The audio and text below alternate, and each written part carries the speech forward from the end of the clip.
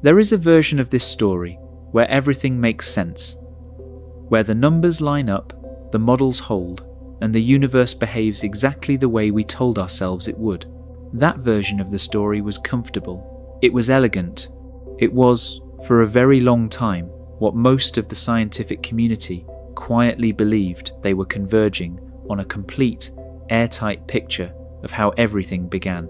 A theory so well confirmed by so many independent lines of evidence that it had graduated from hypothesis to framework, from framework to consensus, and from consensus to something close to doctrine. Then we actually looked, and what we found didn't just challenge a few assumptions, it unravelled them. Not loudly, not all at once, but in the slow, creeping way that happens when a theory meets reality head-on and reality refuses to cooperate. The instruments we built to confirm what we already believed instead sent back data that made cosmologists go quiet in their offices and stare at readouts they couldn't explain. Some of the anomalies were small, some of them were enormous, and some of them, the ones we'll get to near the end, strike at something so fundamental to our model of cosmic origins that scientists haven't yet agreed on what to do with them. This is the story of what we thought happened at the beginning of everything, and why, the closer we look, the less certain we become that we were right. Before the evidence, you need to understand what's actually at stake here. This isn't a minor calibration problem. This isn't a rounding error or a measurement glitch that'll be quietly ironed out in the next published paper. The questions being raised by what we've seen lately reach something foundational, not just how old the universe is or how galaxies form, but whether the most widely accepted model of cosmic origins is actually telling us the complete truth about something it has never been able to directly observe. There's a detail buried in all of this that most people walk right past without noticing. We'll get there, but hold on to that thought for now. First though, you need to understand what the model says, because if you don't understand what we expect it to find, you can't understand why what we actually found is so disorienting. The standard cosmological picture begins with a fact that most people learn in passing and never think deeply about. The universe is expanding. Not expanding into something, not spreading outward through pre-existing empty space, like a gas filling a room. Space itself is getting larger. The fabric of the cosmos is stretching in every direction simultaneously, carrying galaxies away from each other like dots on the surface of an inflating balloon. The further away a galaxy is, the faster it appears to be receding, because there is simply more space between us and it to stretch. This recession is so extreme that beyond a certain distance, the edge of what we call the observable universe galaxies are receding from us faster than the speed of light. Not because they're moving through space faster than light travels, but because the space between us and them is expanding faster than light can cross it. Their light will never reach us. Whatever exists beyond that boundary is, for all practical purposes, permanently inaccessible. Cut off not by any wall or barrier, but by the simple mathematics of an accelerating expansion. If the universe is expanding now, it was smaller before. If it was smaller before, rewinding further still, it was smaller still. Push that logic all the way back, following the equations wherever they lead, and you arrive at a moment of unimaginable density, a state in which all the matter and energy of the observable universe, every galaxy, every star, every atom in your body, was compressed into a region of space so small it defies human intuition entirely. This is what's called a singularity. At the singularity, the equations of physics stop functioning. Temperature and density become mathematically infinite. General relativity, our best theory of gravity and space-time, breaks down completely. Not because the theory is wrong in ordinary circumstances, but because singularities represent the edge of what any theory can currently describe. Whatever was happening at that first moment lies beyond the reach of any framework we currently possess. From this singularity, the universe expanded outward, not like a bomb detonating inside a room. That image always misleads, because it implies there was a room to begin with, a surrounding void of empty space that matter was expanding into. There wasn't. The explosion, if you want to call it that, wasn't an event that happened in space. It was the origin of space itself. The universe doesn't have coordinates for where it started because it is the coordinate system. The Big Bang didn't happen at a specific location you could point to. It happened everywhere, because everywhere is what it created. This model, the hot Big Bang, is remarkable not because it's philosophically satisfying, but because it makes specific, testable predictions.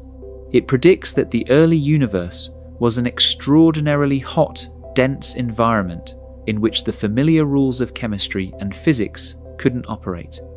No atoms could exist. No molecules, no solids, no liquids, no gases in any familiar sense.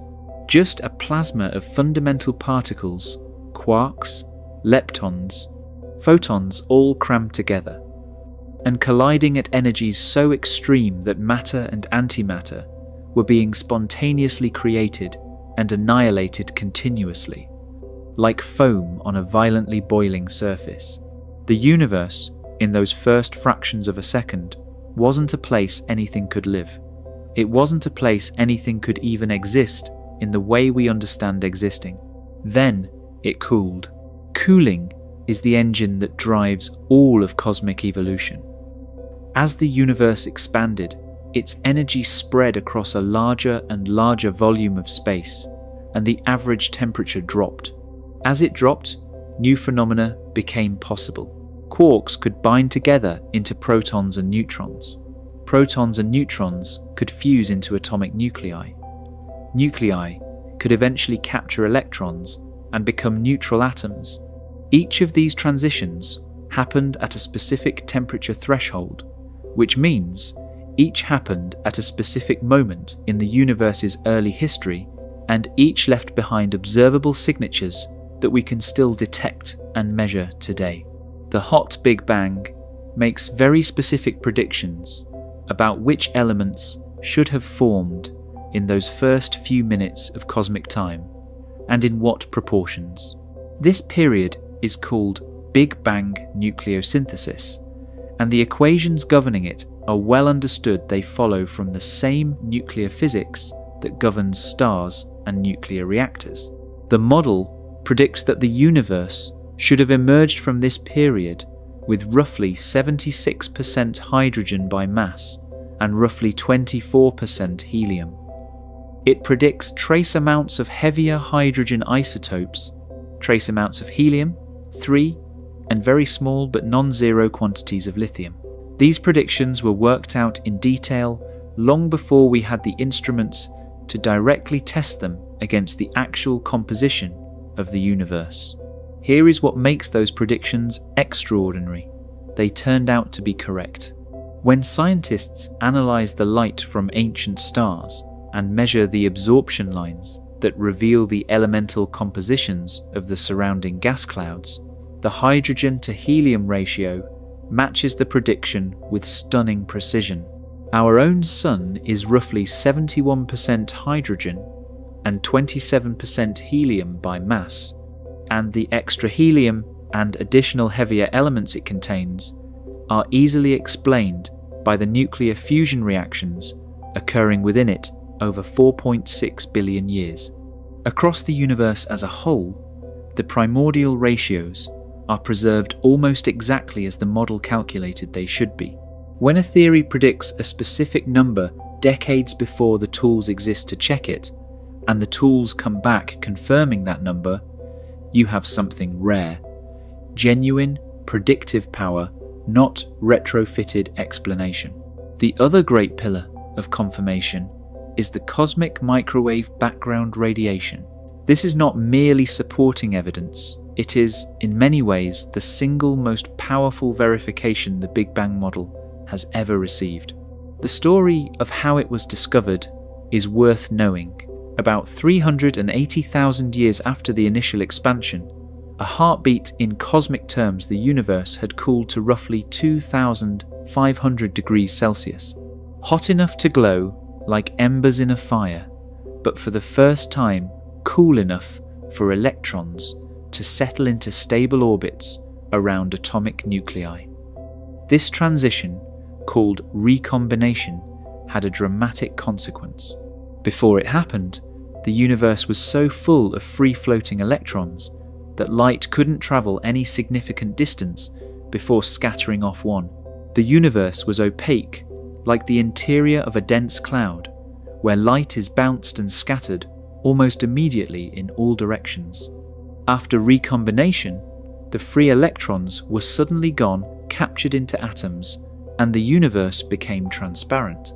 Light could travel freely across cosmic distances for the first time, and that first flash of free travelling light emitted from every point in the universe simultaneously at the moment of recombination is still propagating through space today.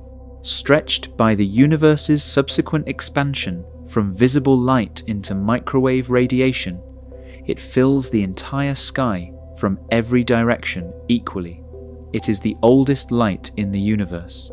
In 1964, two radio astronomers named Arno Penzias and Robert Wilson were working with a large microwave antenna in New Jersey, calibrating it for other research. They kept detecting a persistent, uniform noise they couldn't account for. They pointed the antenna at different parts of the sky. The noise didn't change. They checked their equipment repeatedly, replaced components, rechecked their calibrations.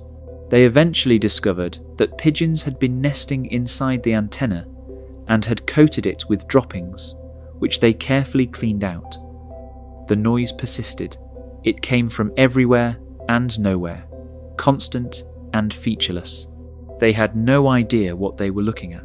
What they had accidentally discovered was the cosmic microwave background radiation, the afterglow of the Big Bang itself, a uniform bath of ancient light covering the entire observable sky, with a temperature of about 2.7 degrees above absolute zero. The theoretical prediction had been published years earlier. Penzias and Wilson had confirmed it without knowing it existed. They later won the Nobel Prize. More importantly for our purposes, it meant the hot Big Bang model had predicted the existence of a specific, measurable phenomenon, a uniform microwave background of a specific temperature pervading the entire universe before that phenomenon had ever been detected.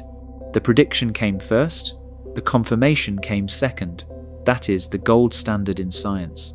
With evidence this compelling, the hot Big Bang became more than a theory. It became the foundation on which the entire field of cosmology was built, the framework that all other questions rested on top of. When scientists discuss the universe's age, its composition, the formation of the first galaxies and stars, the growth of cosmic structure over billions of years, all of it traces back, ultimately, to the hot Big Bang and what it implies about how the universe evolved from its earliest moments to today. This matters because of what comes next. For everything to work for the hot Big Bang to give us accurate ages, accurate elemental abundances, accurate predictions about how structure formed, it requires certain foundational assumptions about the universe to be true.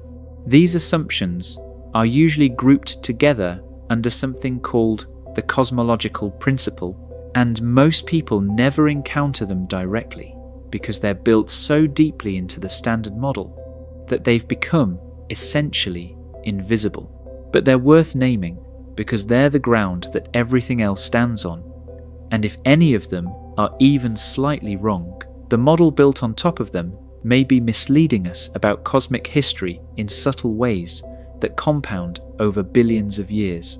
The first assumption is that the universe is homogeneous, that, on large enough scales, matter is distributed roughly uniformly throughout space. This is clearly not true on small scales. Galaxies cluster along vast filaments. Between them lie enormous supervoids containing almost nothing. But zoom out far enough to scales of hundreds of millions of light years, and the unevenness averages out. The universe, at the very largest scales, appears to be roughly the same everywhere you look.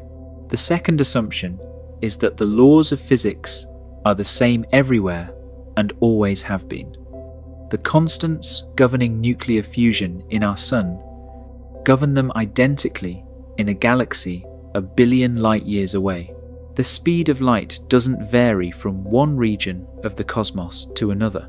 This assumption is buried in every astronomical measurement we make. If it weren't true, none of our observations would mean anything, because we'd have no way of knowing whether a distant object was behaving according to the same rules as nearby ones. The evidence that it is true is actually quite strong. Spectral lines from ancient distant galaxies show the same patterns as those from nearby objects, suggesting the physics of atomic transitions hasn't changed across cosmic time. But it remains, at some level, an assumption. The third assumption is the most philosophically bold and the least intuitive. The Big Bang happened everywhere at once. There was no single point from which the universe exploded outward into surrounding space. The entire universe, finite or infinite, we genuinely don't know existed as a singularity, and the expansion began as a property of all of it simultaneously. This is difficult to visualize because it contradicts the intuitive image of an explosion originating from a specific location, but it's required by the evidence. If the Big Bang had happened at a specific point, the universe would look different in different directions. Things nearest the origin would differ systematically from things on the other side. The universe doesn't look that way. It appears statistically identical in all directions. So the model requires a beginning that had no location, which is conceptually strange but mathematically coherent. Given these assumptions and the physical laws we've measured, scientists can run the tape of cosmic history backward and forward with considerable mathematical precision. 3 major independent methods were brought to bear on determining the universe's age. The first uses standard candles objects of known intrinsic brightness, specifically a class of exploding stars called Type Ia supernovae, whose peak luminosity is reliably predictable. By comparing their known brightness to their observed dimness, we can calculate exactly how far away they are. Mapping thousands of these across cosmic distances traces out how the expansion has changed over time. The second uses the detailed pattern of temperature fluctuations in the cosmic microwave background, those faint variations in the ancient light we mentioned earlier. The statistical properties of those variations encode the composition of the early universe and the history of its expansion with extraordinary precision. The third uses the large-scale distribution of galaxies across billions of light years, which reflects the gravitational history of matter over cosmic time. All 3 methods converge on approximately 13.8 billion years, with an estimated precision of about 1%. When 3 entirely different instruments, measuring 3 entirely different phenomena, all return the same number, that convergence carries real weight. The universe is approximately 13.8 billion years old. The confidence in this number is not unfounded. And yet there is a star that was there before it. Methuselah sits about 200 light years from Earth, practically in our astronomical backyard. It belongs to a category called metal-poor stars. In astronomical terminology, everything heavier than hydrogen and helium is called a metal, regardless of whether it's iron or oxygen or anything else. This reflects a fundamental truth of cosmic chemistry. Only hydrogen and helium were produced in significant quantities during the Big Bang itself. Everything heavier was synthesized later, inside the cores of stars and in the violent explosions that ended their lives. A metal-poor star is therefore a star that formed before much of this element building had occurred, before generations of stellar deaths had seeded the interstellar medium with the heavier chemical building blocks they created. Methuselah is extraordinarily metal-poor. It is a relic from an epoch so early in cosmic history that the universe had barely begun accumulating chemical complexity. Based on its temperature, its luminosity, its spectral composition, and the well-established physical models governing how stars evolve over time, scientists estimate Methuselah's age at approximately 14.5 billion years, with an uncertainty of about 800 million years in either direction. The lower bound of that uncertainty, range about 13.7 billion years, is consistent with the universe's supposed age, if barely. The central estimate is not. The most likely age of Methuselah, according to the best available analysis, exceeds the supposed age of the universe by roughly 700 million years. A star cannot be older than the universe it formed inside. If the estimate is correct, one of two things must be true. Either our models of stellar evolution have a systematic error, that nobody has caught an error large enough and consistent enough to age this star by nearly 1 billion years more than it actually is, or the universe is older, than 13.8 billion years, which would mean the three independent measurements that gave us that age all share a systematic bias in the same direction. The second option would itself require an explanation. Why would three different methods using three different physical phenomena all be wrong in exactly the same way? Neither possibility is comfortable. Neither has been resolved. The Methuselah anomaly has been sitting in the literature for years, noted and discussed and filed under things we're working on, while the standard model proceeds largely unchanged. This is not necessarily cause for alarm. Science operates with open questions all the time, and an anomaly isn't the same as a refutation, but it is cause for a certain epistemic humility. The confidence with which cosmological parameters are stated in popular science rarely includes the footnote that one nearby ancient star seems to predate everything those parameters imply. Then the James Webb Space Telescope reached operational status, and the quiet anomalies of Methuselah began to be accompanied by something far louder. James Webb is an instrument built to do one thing with extraordinary power: see the universe as it was near the very beginning of cosmic time. Its engineering is worth understanding because it explains why it can do what no telescope before it could. Its primary mirror is approximately 6.5 meters across, composed of 18 hexagonal, gold-coated beryllium segments that unfurled in space after launch like a mechanical flower. Its light-collecting area is roughly 6 times that of the Hubble Space Telescope, which means it gathers vastly more photons per unit of time, which means it can detect far fainter objects.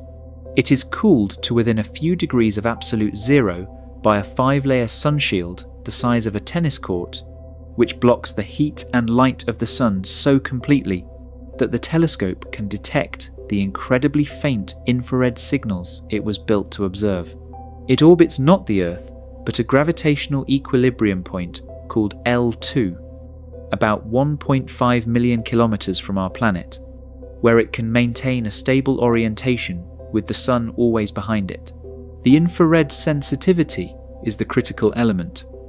As the universe expands, light travelling through it gets stretched, along with the fabric of space itself. Visible light emitted by a galaxy existing just a few 100 million years after the Big Bang gets stretched into infrared wavelengths by the time it reaches us, after travelling 13 billion light-years through an expanding cosmos. Hubble, designed primarily for visible and ultraviolet wavelengths, simply could not see these objects clearly. Webb was built from scratch to see exactly this light, the oldest, most redshifted signals in the observable universe. When the first deep field images came back from Webb in the summer of 2022, the scientific community received confirmation that the telescope was working even better than anticipated. One early image captured a field of view so small that if you held a grain of sand at arm's length, it would completely cover the area of sky the image represents. Within that tiny patch of sky, thousands of galaxies. Not individual stars, but galaxies, each one a gravitationally bound collection of hundreds of billions of stars, gas and dust. Some of the light in that image left its source when the universe was less than 1 billion years old. You can see the warped arcs caused by gravitational lensing, massive foreground galaxies bending the light of even more distant ones behind them, creating curved, stretched forms that would otherwise be invisible. It is a simultaneously beautiful and deeply strange image, because what you are looking at is not space as it is now, but space as it was across a continuous range of past times, each galaxy frozen in its own historical moment by the travel time of its light. Scientists went into the data analysis phase with expectations shaped by decades of careful model building. The early universe, according to those models, should look primitive, sparse, disorganized, a place where the first stars were just igniting, where matter was only beginning to accumulate into the first tentative proto-galaxies, where the building blocks of cosmic structure were barely taking their initial shape. The models predicted that forming a large, well-organized galaxy takes an enormous amount of time. Gas has to collapse under gravity, slowly enough that the process can be traced through many intermediate stages. Stars form, burn through their fuel on timescales of millions to billions of years, die in various ways depending on their mass, and leave behind the processed material that enables subsequent stellar generations to form. Galaxies build themselves up through a long history of mergers, gas accretion, and star formation activity. All of this takes time, billions of years. The early universe had not had billions of years. The early universe had had hundreds of millions. And the models said clearly that hundreds of millions of years was not enough to produce what Webb was showing.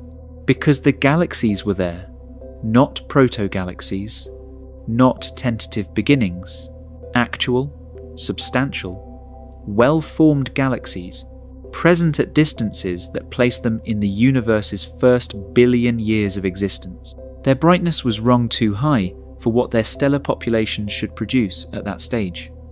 Their apparent masses were rung too large for the time available. And their numbers were wrong, too many of them to be consistent with the formation timescales the models predicted. In early 2025, Webb identified what is currently its most distant confirmed galaxy, catalogued as MOM Z14. The light reaching us from this object left it when the universe was approximately 280 million years old. To put that in context, the universe has been around for roughly 13.8 billion years. MOM Z14 is being seen at a moment when only about 2% of cosmic history had elapsed, and it is bright. It is large. It is more developed, more massive, more structured than anything the prevailing models suggested could exist at 280 million years after the Big Bang. Scientists did not believe that galaxy formation could produce something of this scale in that time frame. The models they'd built and refined over decades of research said it wasn't possible. The observation said it was. This is the kind of moment that deserves to sit with you for a moment before we move on. Not because it disproves everything it doesn't, but because it represents exactly the scenario that science is most philosophically challenged by: a mature, well-tested, deeply supported model encountering a direct observation that the model cannot accommodate. The galaxy shouldn't be there. It is there. Something in our understanding is wrong. Part of the excess brightness problem found a resolution relatively quickly. Scientists at the University of Texas, analysing Webb's early data, discovered that some of the excess light wasn't coming from stars at all. It was coming from the environments around black holes. At the centres of these, galaxies. As gas spirals into a black hole, it compresses and heats to extreme temperatures, radiating enormous amounts of energy across a wide range of wavelengths from the structure called an accretion disk. A sufficiently large and actively feeding black hole can outshine the entire stellar population of its host galaxy. If the early universe's galaxies contained such black holes, the excess brightness could be partly explained without requiring impossibly large stellar populations. Adjusting for this effect brought some of the most extreme cases back into rough agreement with the models. Relief, partial relief, because the solution introduced a problem that was, in some ways, worse than the one it solved. If massive black holes explain the excess brightness of early galaxies, those black holes need to exist.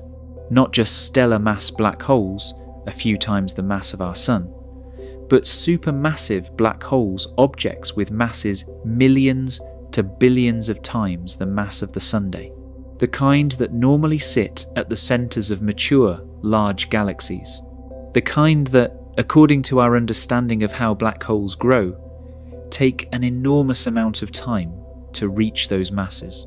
The black holes were there. They were enormous, and they were far too young to be that large. This is where the story stops making simple sense. This is where the fracture that began with Methuselah and widened with the first Webb images becomes something harder to dismiss. Because the black hole problem isn't a brightness calibration issue or a data processing artifact. It connects to deep physics, to a fundamental principle about how quickly matter can accumulate into a gravitational singularity. And that principle, when applied to the early universe, produces a contradiction that has not been resolved. This becomes important later. Remember this. To understand why the black holes of the early universe are such a problem, you need to understand a constraint that most people have never heard of. It isn't exotic or speculative. It's a consequence of basic physics of the relationship between light, momentum, and gravity. And it was worked out over a century ago by an English astronomer named Arthur Eddington. The principle he described is called the Eddington Limit, and it sets a ceiling on how quickly any object in the universe can accumulate mass. Not an engineering ceiling, not a practical limitation that could be overcome with different conditions or better circumstances. A physical ceiling determined by the fundamental behavior of light. Here is how it works. Photons, particles of light, carry momentum. Not much individually. The force exerted by a single photon is almost incomprehensibly small. But in aggregate, from a sufficiently bright source, the cumulative pressure of outward flowing photons becomes significant. This is the physical principle behind solar sails, those hypothetical spacecraft designs that use the gentle but continuous pressure of sunlight to slowly accelerate through space over time. The force is real, it is measurable, and in extreme astrophysical environments, it becomes dominant. Stars and the accretion disks around black holes are extraordinarily luminous. As they radiate energy outward, the photons they produce push against everything in their environment. For matter to fall inward into a star, into a black hole's accretion disk, it has to push against this constant outward flow of radiation. At low luminosities, gravity easily wins. Matter falls in. But as brightness increases, the outward radiation pressure increases with it. There comes a point at which the radiation pressure exactly balances gravity, and beyond that point, the outward push of light exceeds the inward pull of gravity. At that threshold, the Eddington Limit infalling matter gets blown away before it can reach the object. The black hole, or star, essentially creates a self-regulating feedback mechanism. It can only consume matter as quickly as it can consume, without generating so much light that the light itself stops additional matter from arriving. For stars, this means there is a maximum mass they can sustain.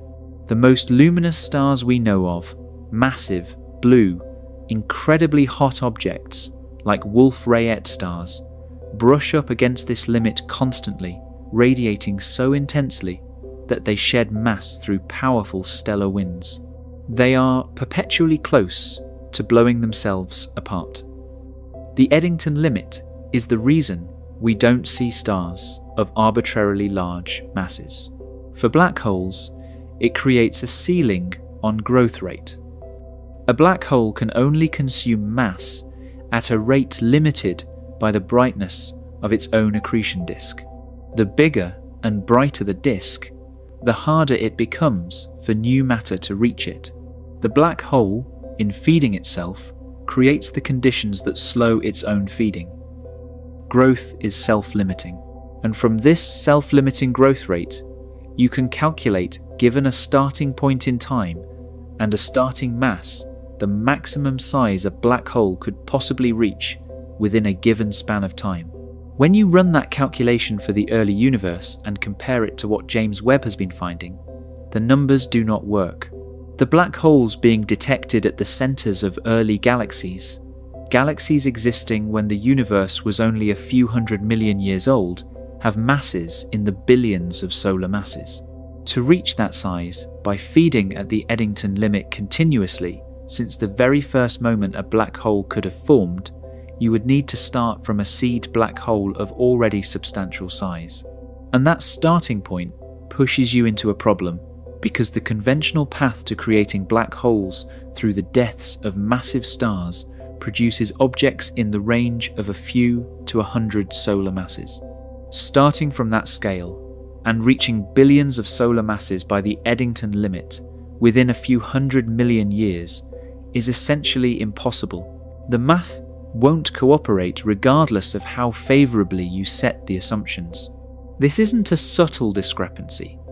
It isn't the kind of thing that a slight revision of parameters can smooth over. The gap between what the standard model of black hole formation predicts and what Webb is finding in the early universe is large enough that it forces a genuine rethinking of how supermassive black holes come to exist. Several explanations have been proposed, and it's worth understanding each of them, not because any has been confirmed, but because the range of proposals reveals just how seriously the problem is being taken.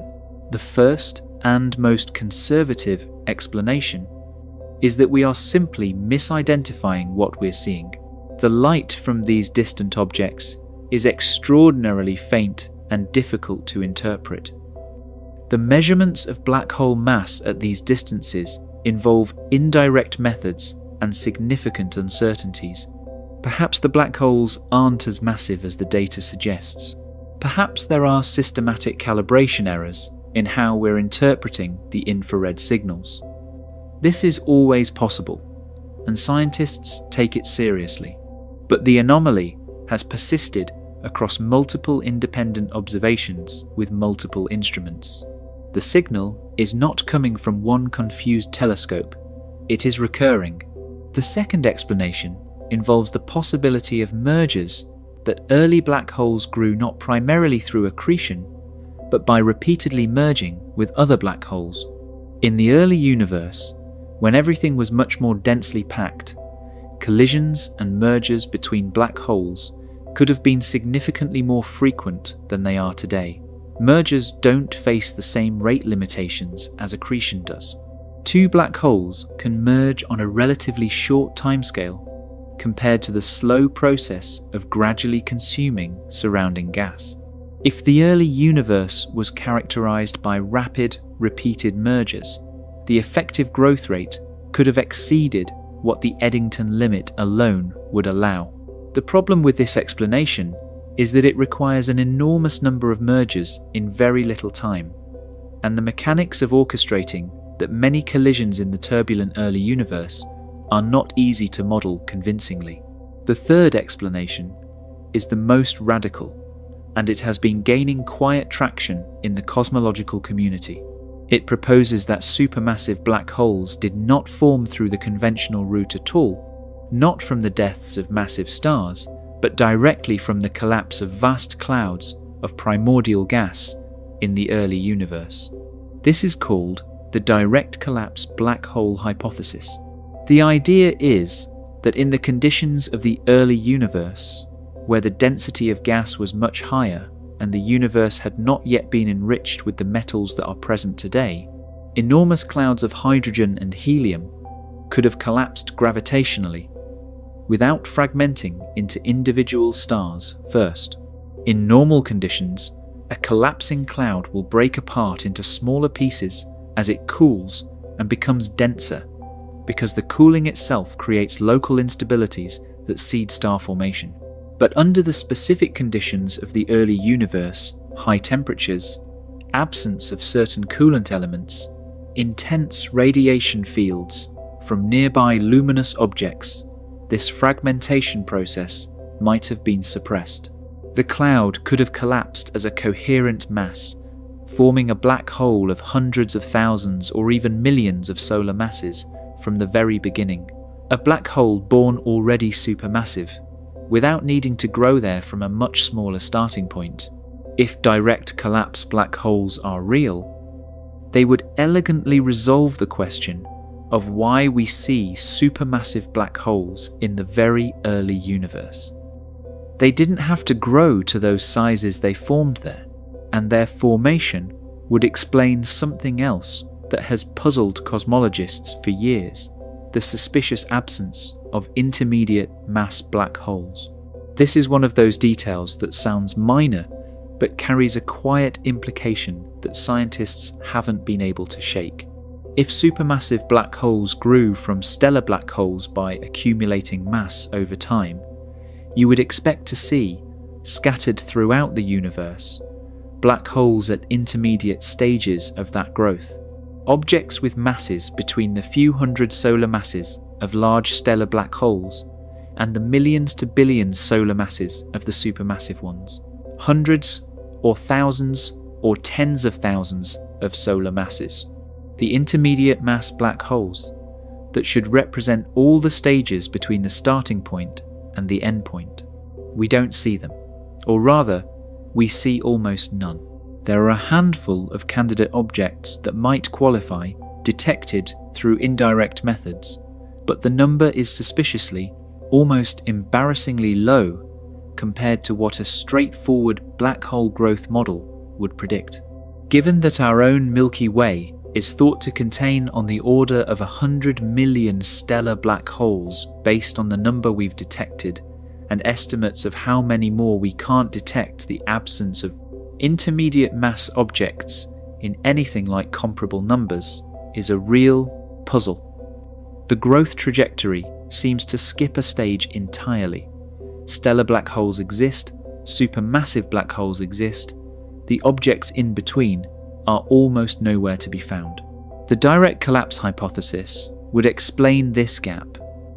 If supermassive black holes don't form by gradual growth from stellar mass objects, but instead are born large, there would be no intermediate stage. No continuous distribution from small to large, just two distinct populations with a gap between them. The hypothesis has some observational support. Certain candidate direct collapse systems have been identified in the high redshift universe, but it remains unconfirmed, and the specific conditions required for it to occur are debated.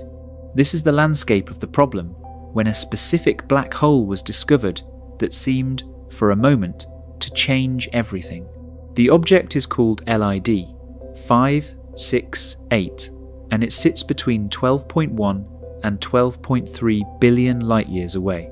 It is so distant that its light has been completely redshifted out of the visible spectrum. By the time it reaches us, only infrared emissions remain. And even those infrared emissions were too faint for any single telescope to detect cleanly on its own. It required the combined data from the Chandra Cosmos Legacy Survey and the James Webb Space Telescope working in concert to see it at all. What they found, when they did see it, was extraordinary. LID 568 appeared to be consuming matter at a rate 40 times beyond the Eddington Limit. Not slightly above the limit, not grazing it, not exceeding it by a modest fraction that might be explained by uncertainties in the measurements. 40 times over the supposed ceiling. If this was accurate, LID 568 wasn't just a fast-growing black hole, it was a black hole that had somehow escaped or circumvented one of the most fundamental constraints in astrophysical theory. And if a black hole could grow 40 times faster than the Eddington Limit allowed, then the puzzle of how supermassive black holes reached their enormous masses in the early universe became much more tractable. You don't need exotic formation mechanisms, you don't need an implausible sequence of mergers, you don't need to posit direct collapse. You just need the occasional black hole that temporarily breaks the speed limit on consumption. Do that enough times, over the first few 100 million years, and you can build something enormous. The scientific community responded with a mixture of excitement and caution. Excitement because the observation, if correct, pointed toward a possible resolution of one of the deepest problems in observational cosmology. Caution because the measurement was indirect, the object was extremely faint, and 40 times over the Eddington Limit is such an extreme claim that it demanded extraordinary scrutiny. Physically, there are known mechanisms that can allow short-duration bursts of super-Eddington accretion. The Eddington Limit assumes that the radiation produced by infalling matter exerts its pressure uniformly in all directions, creating a spherically symmetric feedback that eventually halts further infall.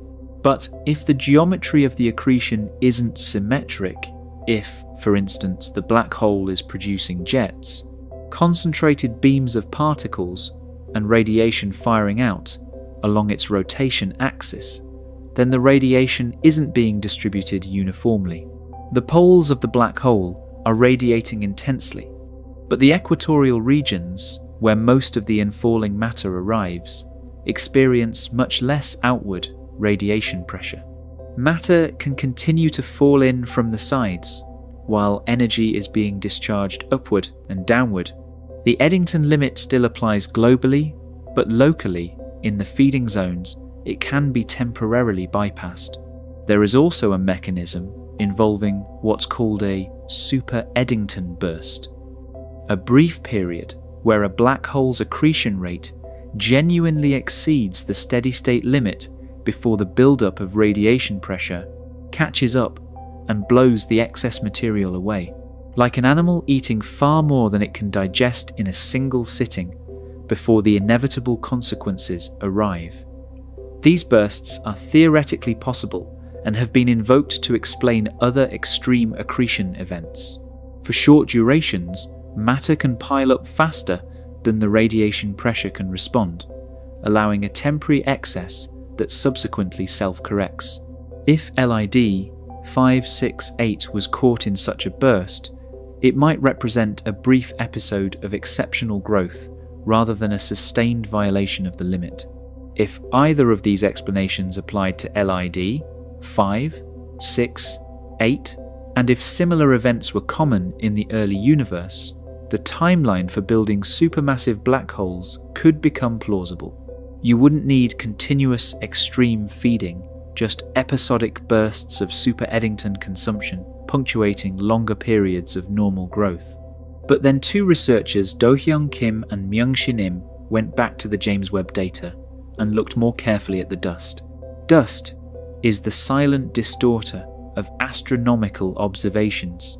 Interstellar and intergalactic dust absorbs and scatters light in ways that can substantially change how bright an object appears and how its light is distributed across different wavelengths. When you're trying to measure the luminosity of an extremely distant black hole and its accretion disk, the presence of obscuring dust between us and the object or within the object's host galaxy itself can dramatically affect your estimates. The amount of dust and its distribution determines how much the black hole's true brightness is being hidden from our instruments. And if you underestimate the dust, you will overestimate how close the object's apparent brightness is to its true brightness, which in turn throws off your calculation of its Eddington ratio. Kim and Im found that when they applied more careful corrections for dust obscuration, using additional infrared data that revealed the true extent of dust in and around LID, .568's galaxy, the picture changed. The apparent excess over the Eddington Limit, the extraordinary 40 times figure that had made LID 568 so significant, dissolved when the corrected dust values were applied. The black hole's true accretion rate, once the obscuration was properly accounted for, fell back within or close to normal Eddington limits. Not a record breaker, not a paradigm shifter, just a black hole doing what black holes do, obscured by enough dust that its initial appearance was misleading, which means the mystery endures.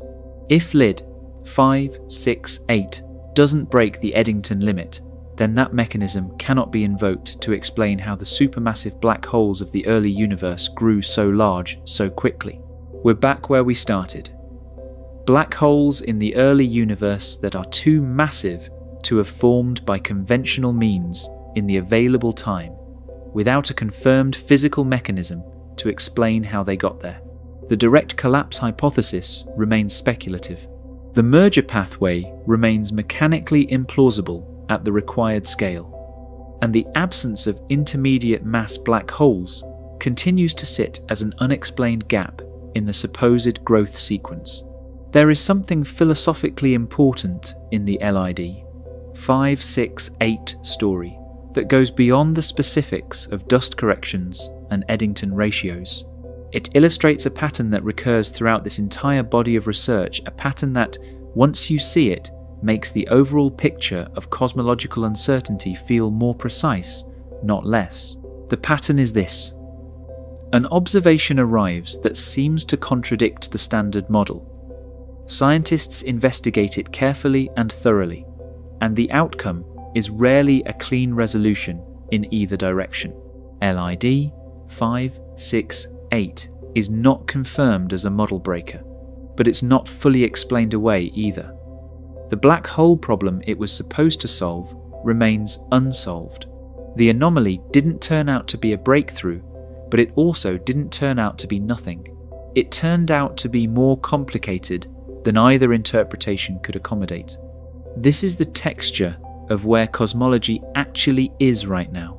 Not in crisis, exactly.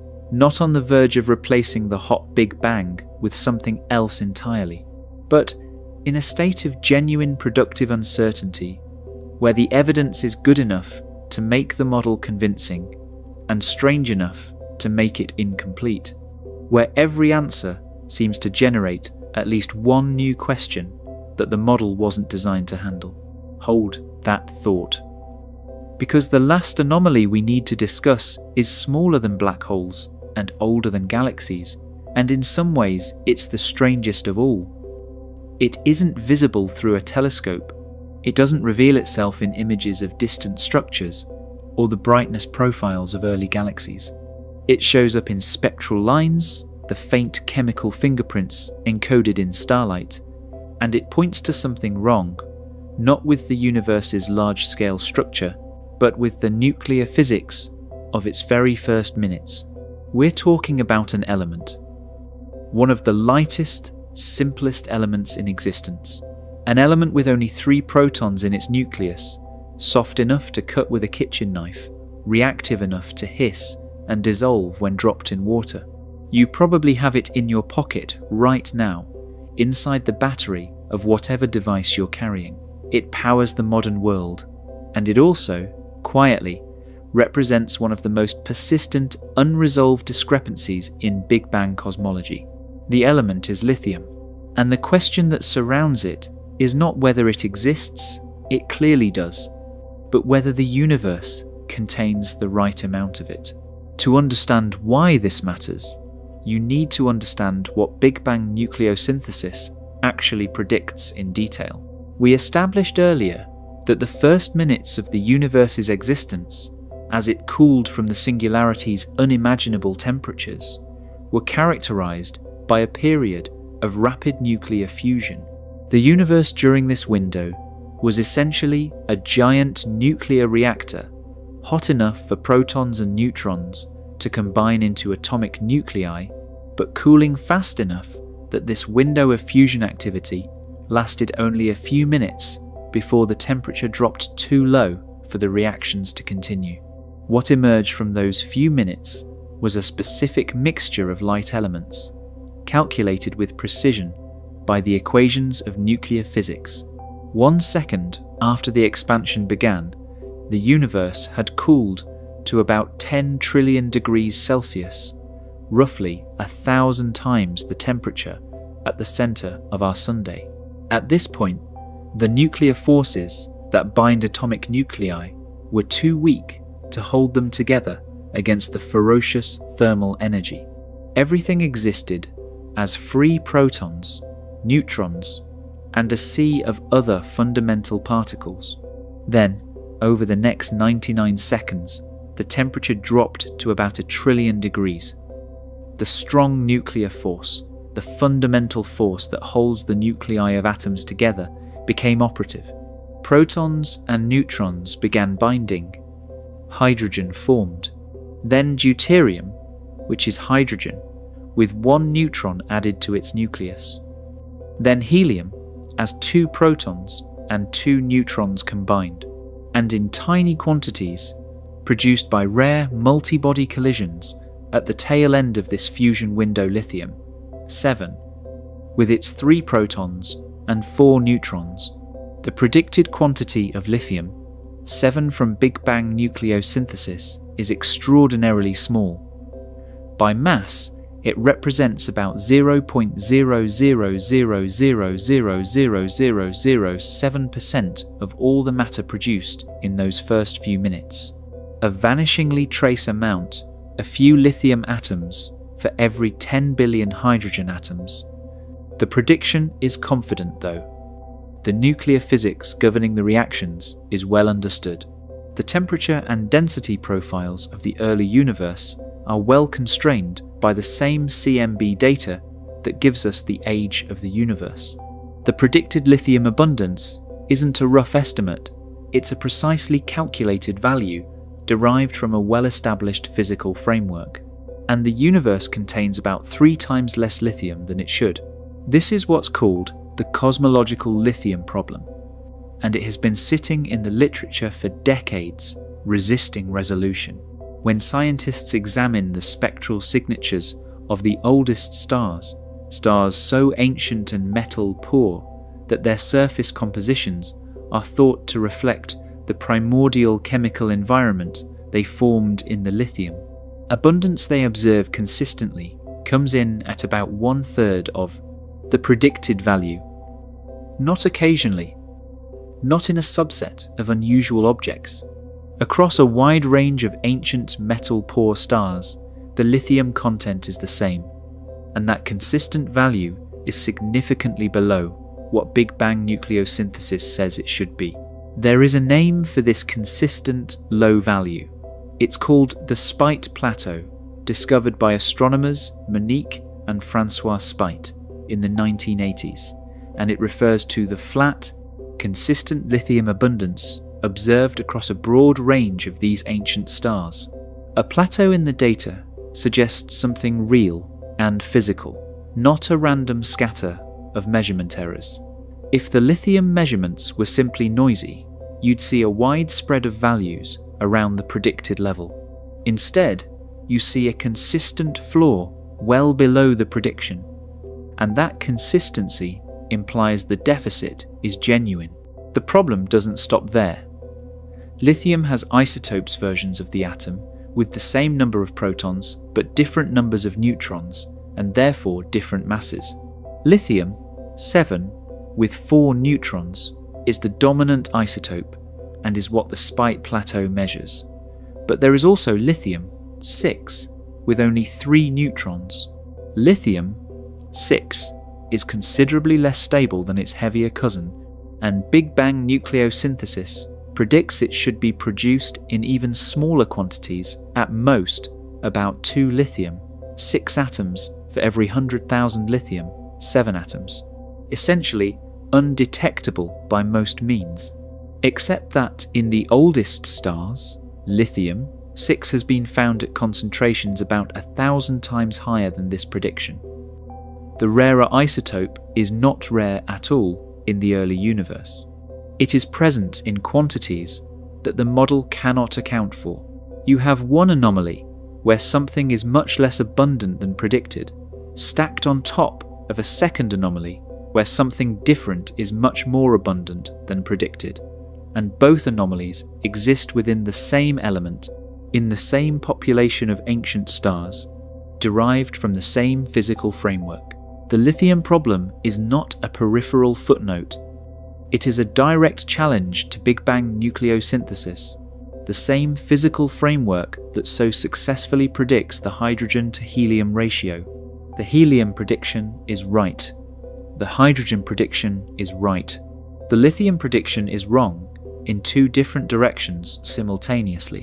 When a theory gets something exactly right in multiple independent cases, and then gets something wrong in a third, there are 2 honest interpretations available. The first is that the theory is correct, but the observations are flawed, that something in how we're measuring or interpreting the lithium abundance is introducing a systematic error that makes the real value look different from what it actually is.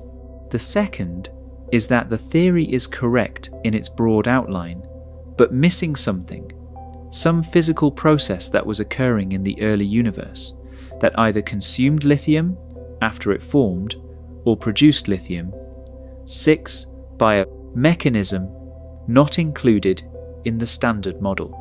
The observational explanation has some traction. The oldest stars are extraordinarily difficult to study. Extracting precise elemental abundances from their spectra requires accounting for a complex array of physical processes occurring in the stellar atmosphere, temperature gradients, convection, magnetic fields, the specific details of how light is absorbed and emitted at different depths. These are not simple corrections. Small errors in how these processes are modelled can shift the derived abundances by factors large enough to affect the lithium problem significantly. Some researchers have argued that the Spite plateau, rather than representing the primordial lithium abundance, may represent the equilibrium value that lithium settles to inside old stellar atmospheres, after various mixing and destruction processes have operated over billions of years. If lithium is being gradually depleted within these stars, the surface abundance we observe would be lower than the initial abundance those stars formed with, and the apparent deficit relative to Big Bang nucleosynthesis would be an artifact of stellar physics rather than a genuine reflection of primordial chemistry. This is plausible, but it has a problem of its own. The Spite plateau is flat. The lithium abundance is the same across a wide range of stellar temperatures, masses, and ages within the ancient metal-poor population. If internal stellar depletion were responsible for the low values, you would expect to see variation hotter stars depleting differently than cooler ones, more massive stars behaving differently than less massive ones. The flatness of the plateau suggests that whatever mechanism produced the observed lithium abundance it operated uniformly across all these stars. That's hard to achieve with stellar depletion, which depends on individual stellar properties.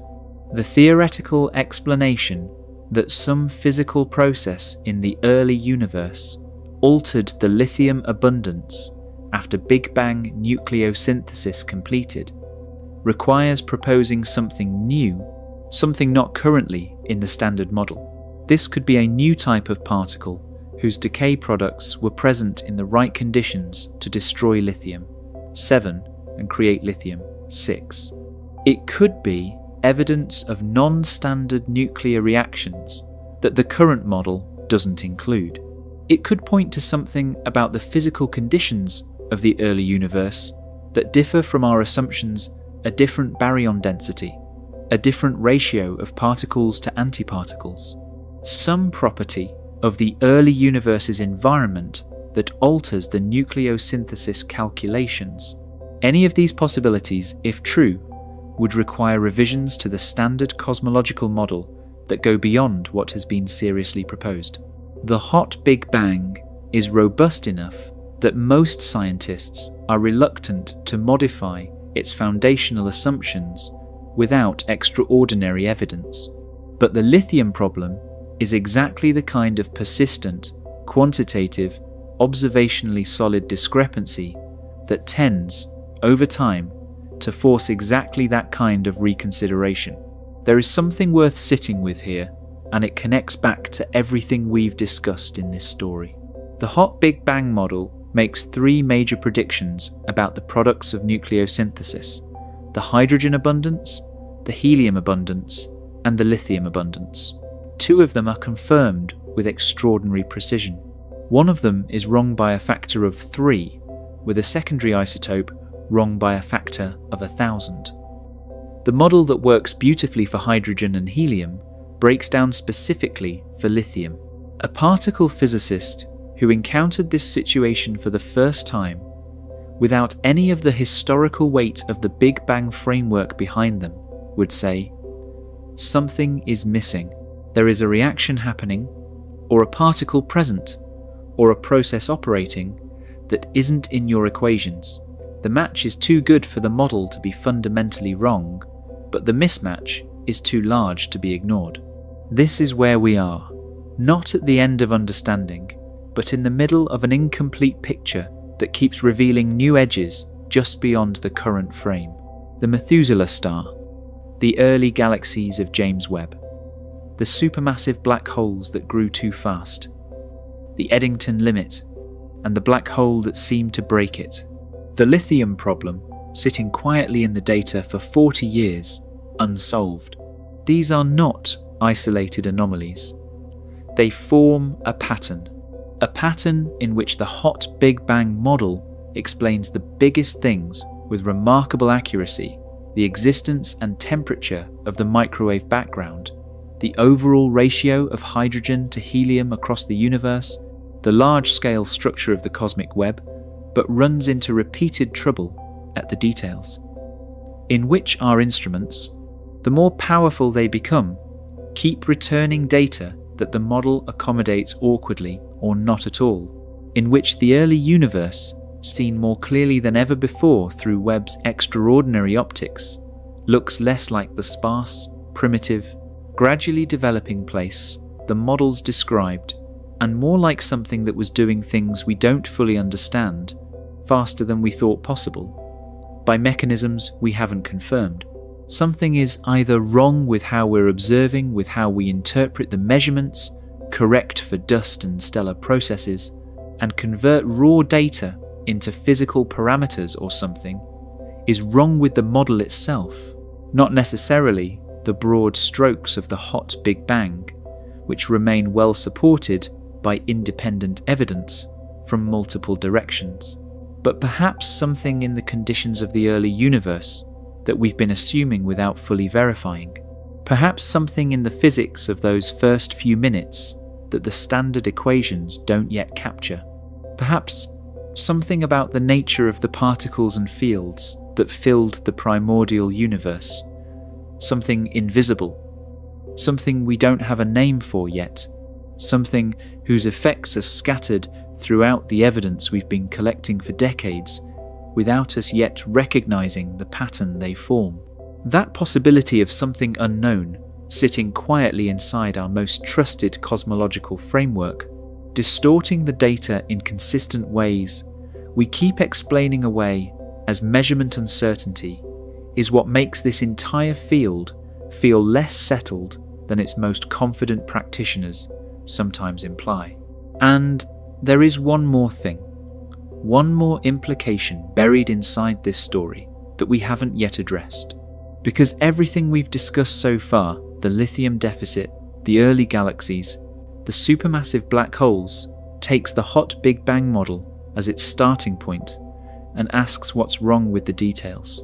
But there is a separate and deeper question, one that the hot Big Bang has never actually answered, and that the anomalies we've discussed may or may not point toward. A question about the very beginning, about the singularity itself, about what, if anything, came before it, and whether that question even has meaning. Stephen Hawking, one of the intellectual architects of the modern understanding of cosmic origins, eventually changed his mind about the singularity. He had been one of its early proponents, co-authoring the mathematical theorems that proved a singularity was a necessary consequence of general relativity applied to an expanding universe. And then, later in his career, he concluded that he had been wrong, not about the expansion, not about the hot Big Bang, but about the singularity itself, the infinitely dense, infinitely hot starting point from which everything supposedly emerged. He began to argue that when quantum mechanical effects are properly incorporated into the physics of the early universe, the singularity disappears. That it is not a real feature of the universe's beginning, but a mathematical artifact of applying equations to conditions they were never designed to describe. If he was right, and this remains a deeply unresolved question at the frontier of theoretical physics, then the very foundation of the hot Big Bang model, the initial singularity, may be a fiction, a placeholder for something else, something we don't yet have the mathematical language to describe properly, something whose true nature would, if we could see it clearly, reframe the entire story of cosmic origins. The universe didn't start with an explosion. The universe didn't start with a point. The universe started with something we don't have a word for yet. That is not a comfortable place to arrive, but it may be the most accurate description of where we actually are. There is a version of science that gets presented to the public with clean edges. In this version, scientists discover things, verify them, and then know them. The unknown shrinks steadily. The map fills in. What was once mysterious becomes, with sufficient effort, understood. Progress moves in one direction. The story of knowledge is a story of accumulation. This version is not false exactly, but it leaves out something important. It leaves out the texture of what it actually feels like to be at the frontier, not looking backward at what has been established, but forward into what hasn't. And from that vantage point, the picture looks different. Progress doesn't move smoothly. It lurches, it doubles back. Things that seemed certain develop cracks, and the cracks sometimes open into something much larger than the original question. And occasionally, the process of confirming what you believe reveals, instead, that you've been asking a slightly wrong question all along. The story of our understanding of the early universe is exactly this kind of story. And we are, right now, living inside a particularly interesting moment of it. Let's take stock of where we are. The hot Big Bang model explains the existence of the cosmic microwave background radiation with precision that no competing theory approaches. It correctly predicts the ratio of hydrogen to helium that we observe throughout the ancient universe, a prediction made before the instruments existed to check it, confirmed when those instruments arrived. It predicts the large-scale structure of the cosmic web the filaments and voids and galaxy clusters, and the predictions match the observations. It provides the mathematical framework within which every measurement of cosmic distance, every estimate of galactic age, every calculation of the universe's expansion history is embedded. This is not a framework held in place by inertia or institutional conservatism. It is held in place by genuine evidence, accumulated over nearly a century from independent sources using independent methods.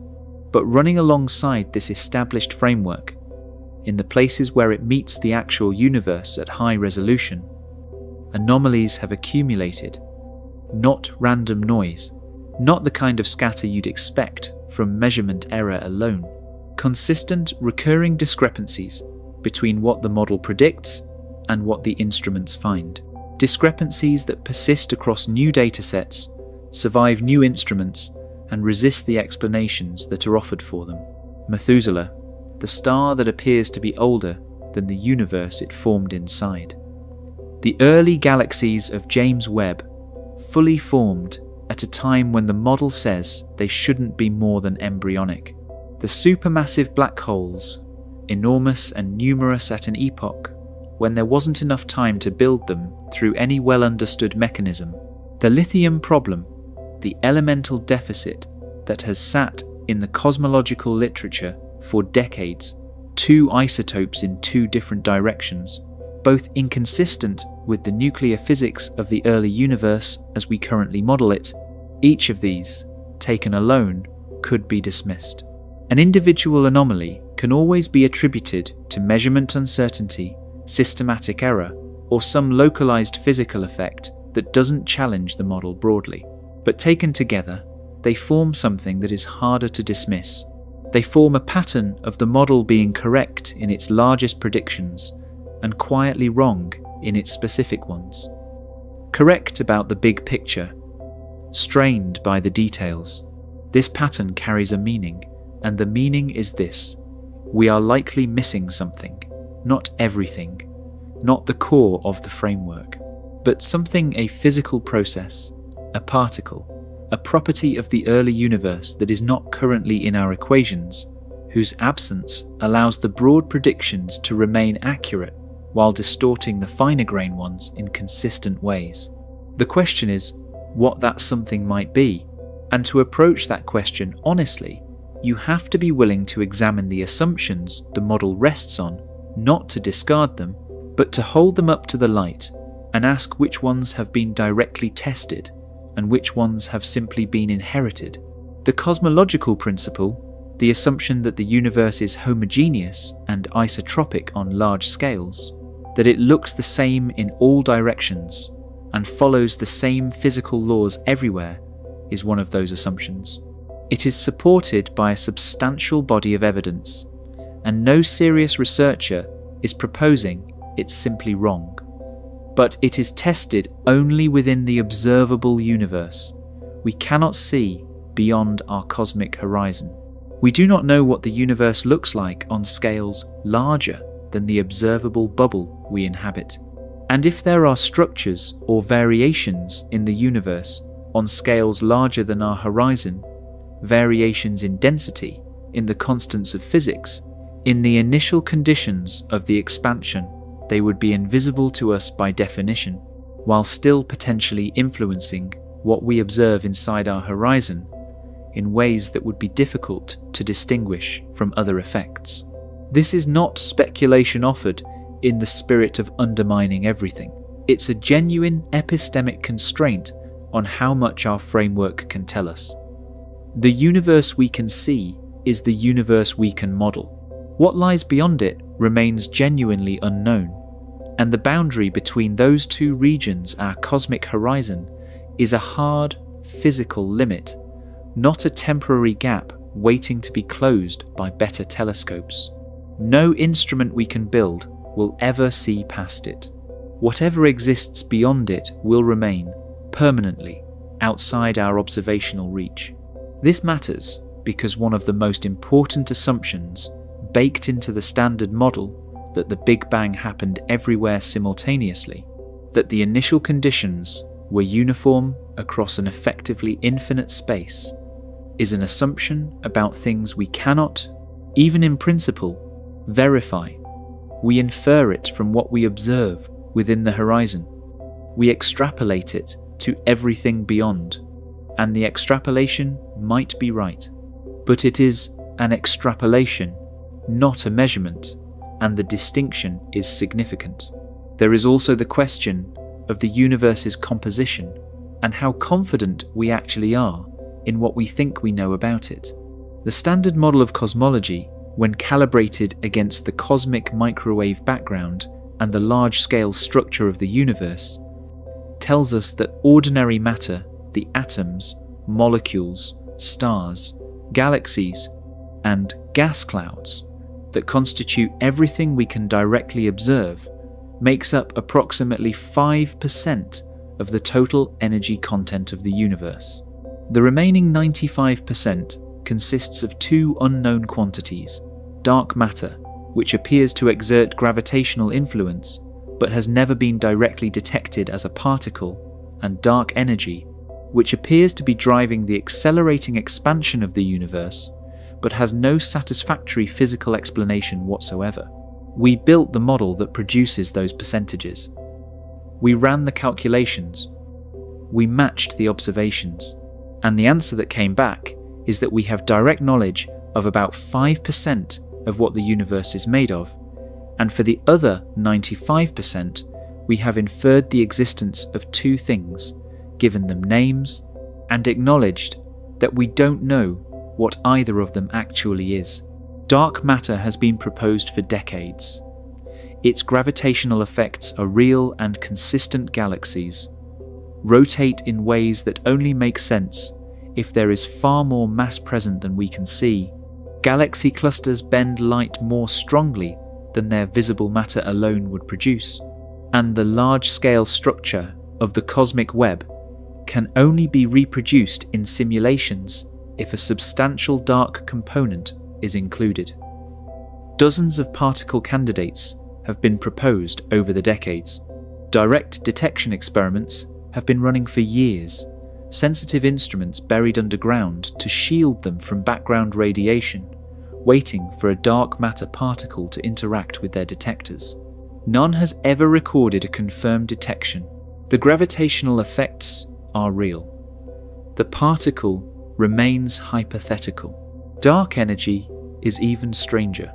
It was introduced into the model in 1998, when observations of distant type Ia supernovae revealed that the universe's expansion is not slowing down as gravity would suggest it should, but accelerating.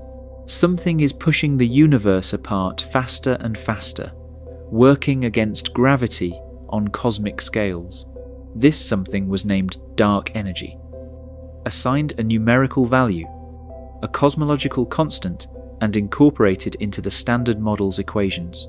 Where it comes from, what it actually is physically, why it has the specific value it has, rather than being many orders of magnitude larger or smaller, remains completely unresolved.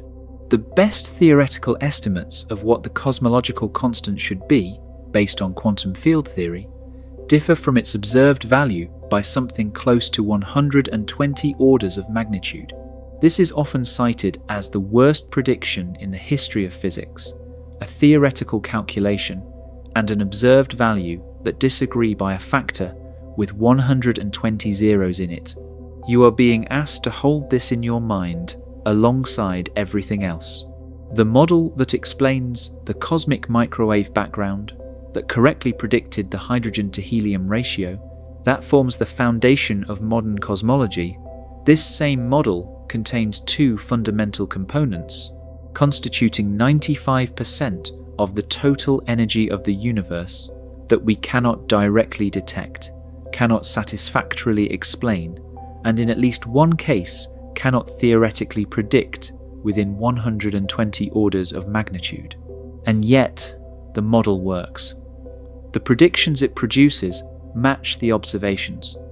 The framework is internally consistent and externally verified in dozens of independent ways. The two unknown quantities whatever they are, leave fingerprints in the data that are unmistakable and consistent, and those fingerprints match what the model says they should look like. This is the genuinely unusual position that cosmology occupies.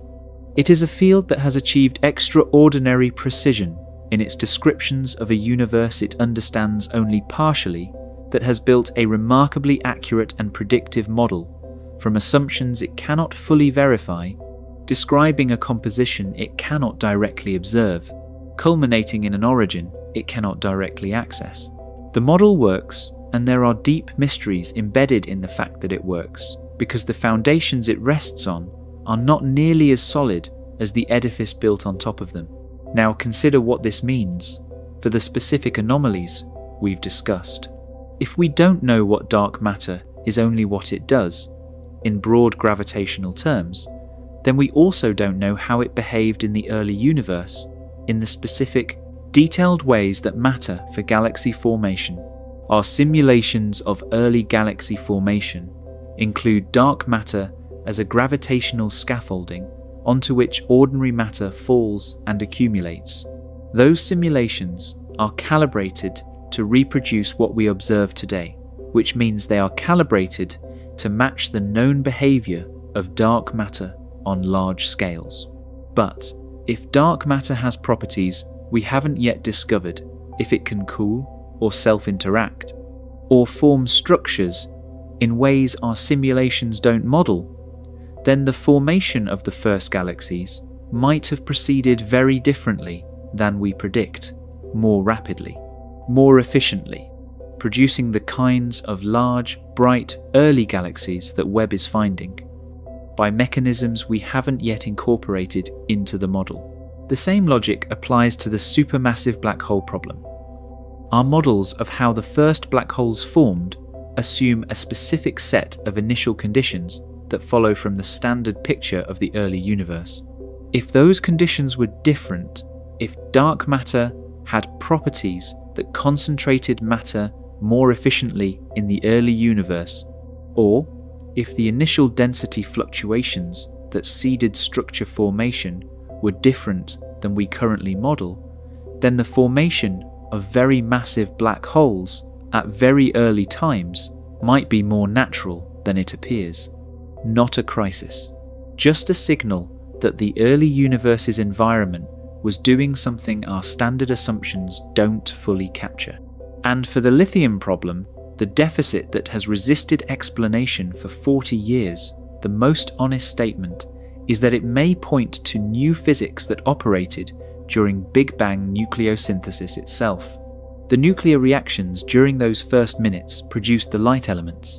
Our calculations of those reactions are based on well-tested nuclear physics, but they also depend on assumptions about the particle content of the early universe specifically, about the relative abundances of matter and antimatter, the properties of neutrinos, and the possible presence of exotic particles that decayed before we had any way of observing them. If any of those assumptions are wrong in the right ways, the nucleosynthesis calculations change, and the predicted lithium abundance changes with them. This is not a loophole invented to save the model. It is a genuine physical possibility, and it is being actively investigated. But it requires something new, something not currently in the standard model of particle physics, to be present in the early universe, and that something has not been found. What all of this adds up to is a portrait of our knowledge that looks different from the confident, settled picture that gets presented in popular accounts of cosmology. Not false, but incomplete in ways that are real and acknowledged by the researchers working in the field. The broad outlines of cosmic history are genuinely established. The universe began in an extremely hot, dense state, approximately 13.8 billion years ago, expanded and cooled, formed the light elements, and eventually gave rise to all the complexity we observe today.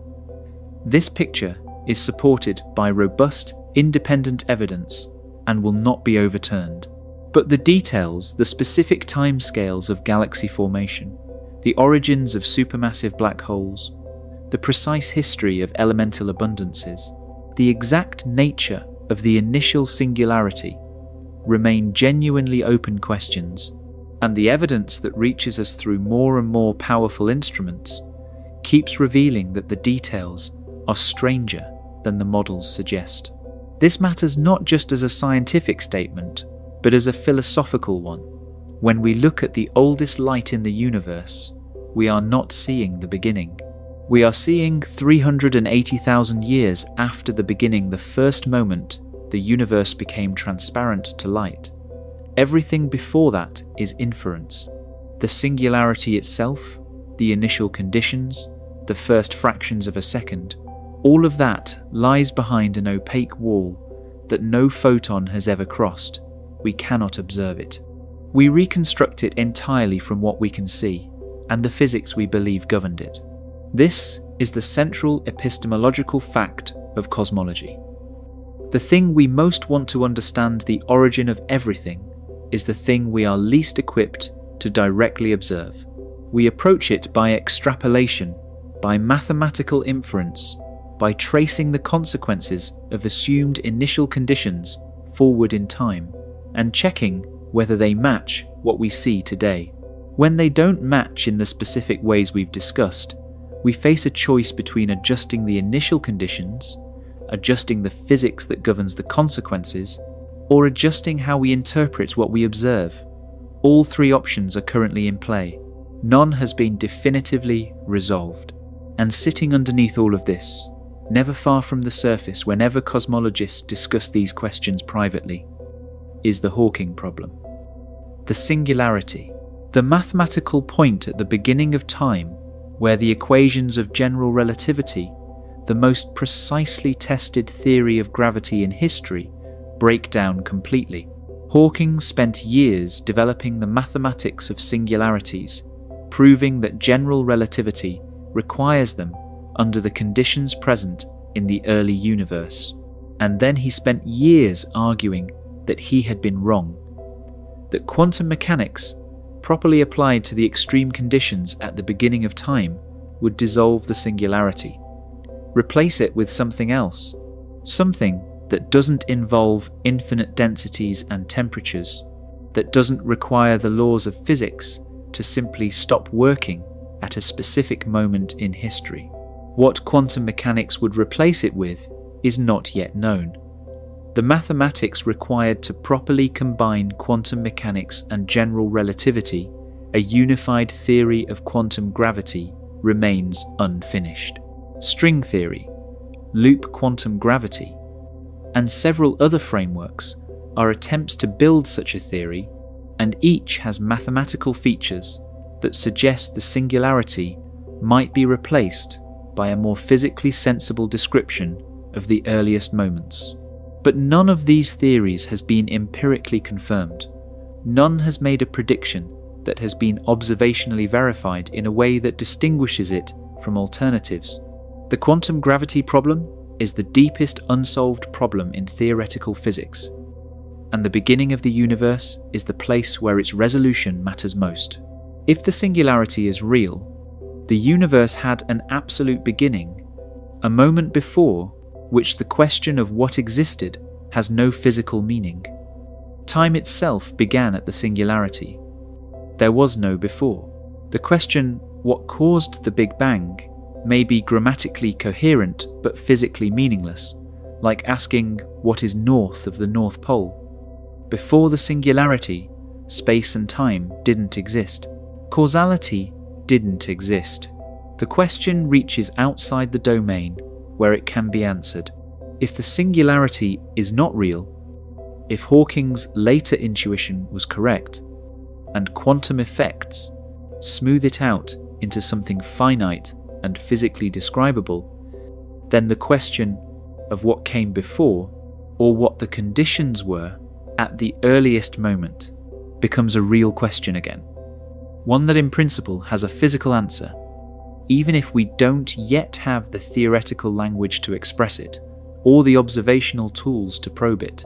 The universe might have emerged from a prior state, from a quantum fluctuation in something that existed before, from a cyclical process of expansion and contraction that has been repeating indefinitely, from something that lies so far outside our current conceptual frameworks that we don't yet have a word for it.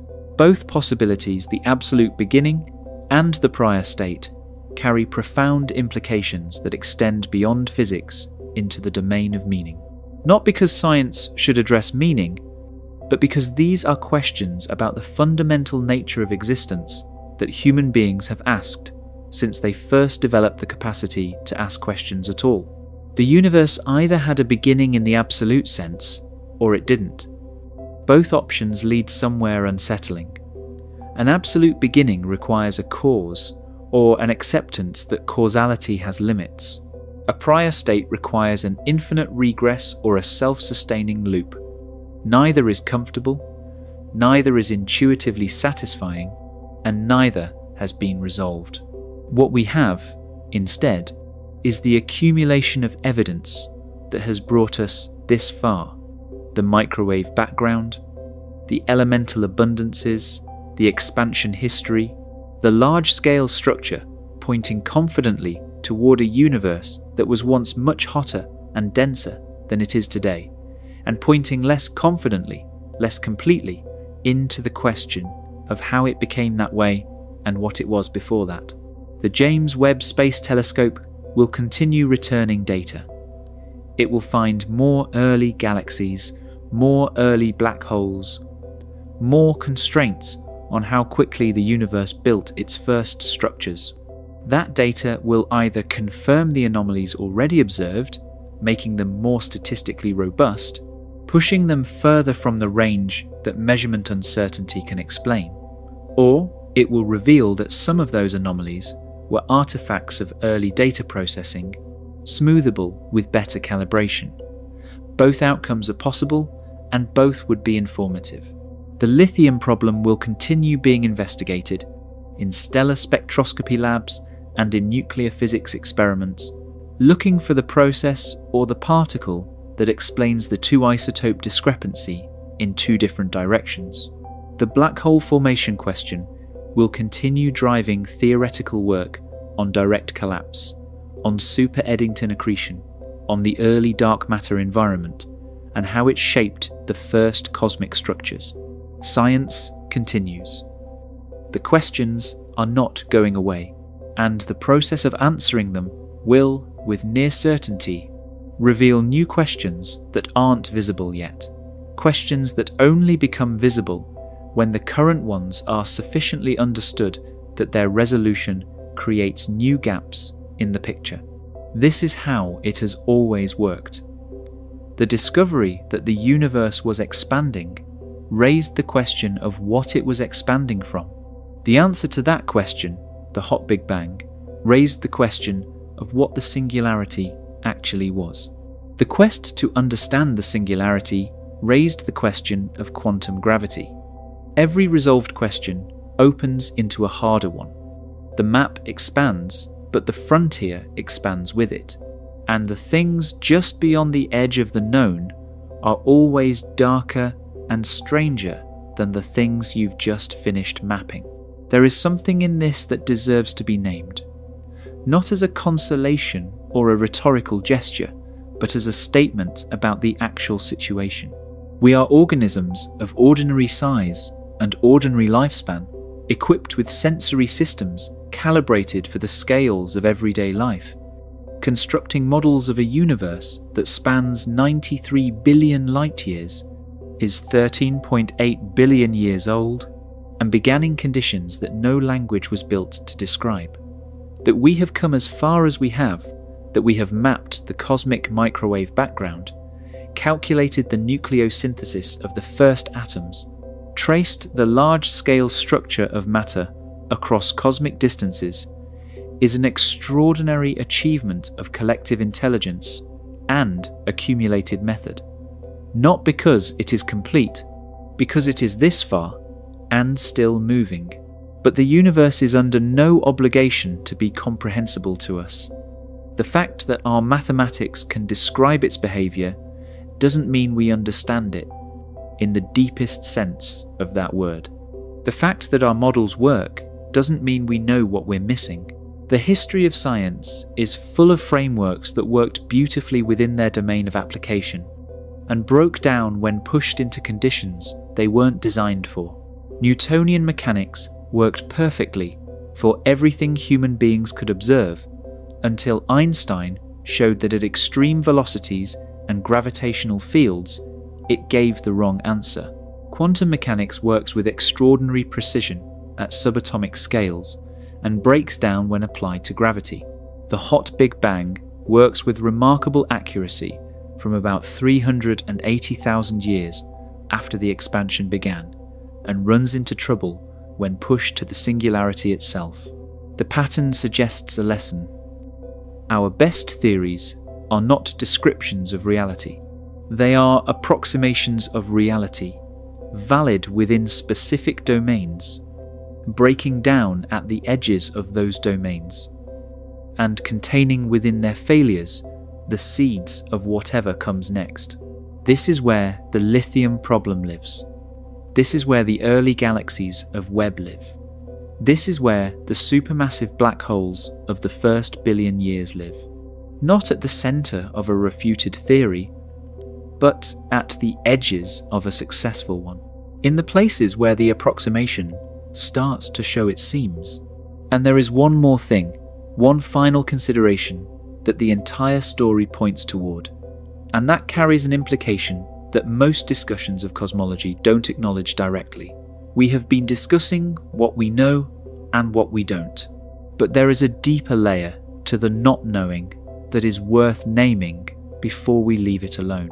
It's not just that we're missing some physical process, or that our instruments haven't yet reached the precision needed to close the gaps. It's that the questions we're asking about the universe's origin, about its initial conditions, about the physics of its earliest moments, may require conceptual frameworks that don't exist yet, not refinements of existing theories. New frameworks entirely, built around ideas that no one has thought of yet. The way Einstein's ideas about space-time were genuinely not refinements of Newton, but something categorically different. The history of physics suggests that when models work beautifully within their domain and fail at the edges, the failure is pointing toward the next domain, toward the next, deeper level of description that subsumes the old one and extends it into the places where it breaks down.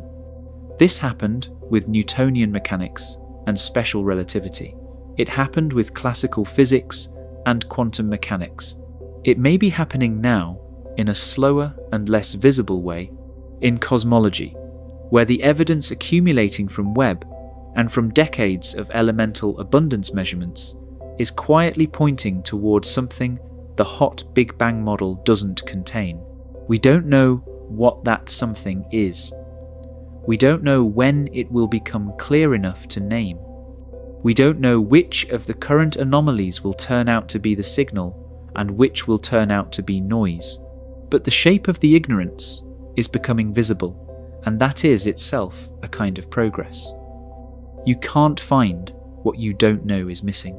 But once you can see the outline of the gap, once the anomalies have accumulated enough that they begin to suggest a consistent shape, the search becomes more directed. The next step becomes not the replacement of everything, but the discovery of whatever it is that belongs in the space the anomalies are marking. The universe began somewhere, in something, under conditions no living thing observed, and no instrument has ever directly reached. It produced, in its first minutes, a specific mixture of light elements that we can still measure in the oldest stars almost exactly as predicted, except for one element that comes back 3 times too low, with a second isotope 1,000 times too high. It produced, over its first few 100 million years, structures that shouldn't yet exist, galaxies too bright, too massive, too organized, black holes too large for the time available. And it left behind, in the form of ancient microwave radiation, the most detailed portrait of its early state that we will ever possess. That portrait is extraordinary, And it is incomplete. The picture of how the universe began is still being assembled, and somewhere in the anomalies in the lithium that isn't there, in the galaxies that shouldn't be, in the black holes that grew too fast, something is waiting to be recognized. Something that will, when it's finally seen clearly, reframe a part of the story we thought we already knew. That's not a failure of science. That's what the edge of the map has always looked like. And there's a darker version of this implication, one that lives just past the edge of what we've covered here. Because if the universe's initial conditions are stranger than we think, if the first moments contained physics we haven't yet described, then everything that followed from those moments, every galaxy, every star, every element forged in stellar cores, every chain of chemistry that led to biology, to nervous systems, to the minds now trying to reconstruct those moments, all of it rests on a foundation we haven't fully read. And what's sitting on an unread foundation might be more fragile, or more contingent, or more extraordinary than we realize. That's where the next question begins.